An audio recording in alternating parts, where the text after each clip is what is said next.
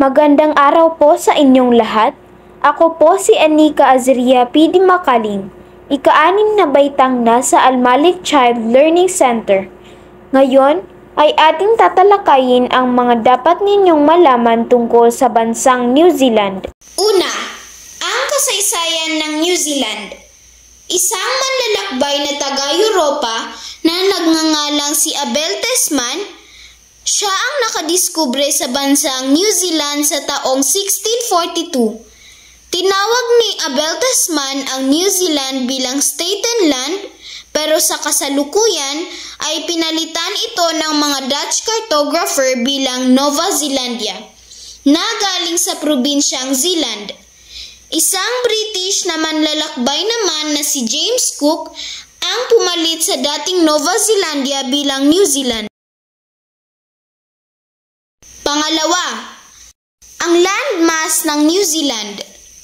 Ang New Zealand ay ang pang-anim sa pinakamalaking islang bansa sa buong mundo na may land size na 268,680 km².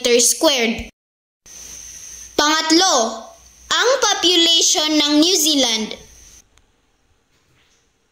Ang population ng New Zealand sa kasalukuyang taong 2024 na may population na 5,213,944 na tao at nasa rangkong 125 ang New Zealand sa global ranking. Pang-apat, ang gobyerno ng New Zealand. Ang political system ng New Zealand ay ang tinatawag na demokrasya. Bawat 3 taon ay may karapatan ang mga Kiwis, tawag sa mga taga New Zealand, na bumoto kung sino ang nais nilang magrepresenta sa kanila sa parliament. Mga sangay ng gobyerno ng New Zealand: lehislatura, ehekutibo at hudikatura. Lehislatura, dito ang mga parliament at mga gobernador general. Ehekutibo, dito ang mga ministrong parehong sa loob at sa labas.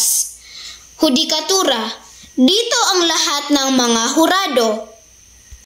Panglima, ang kultura ng New Zealand. Ang kultura ng mga Kiwis ay ang synthesis ng indigenous Maori, colonial British at iba pang nakaimpluwensyang kultura. Karamihan sa pamilyang New Zealand ay may halong European, Maori, Asian o Polynesian descent. Pang-anim, ang lingwahe ng New Zealand. Ingles ang kadalasang salitain sa Aotearoa, New Zealand, habang Maori at New Zealand language ang iba. Pang-pito, ang ekonomiya ng New Zealand. Ang mga Kiwis ay kilala sa pagiging palakaibigan at malambing.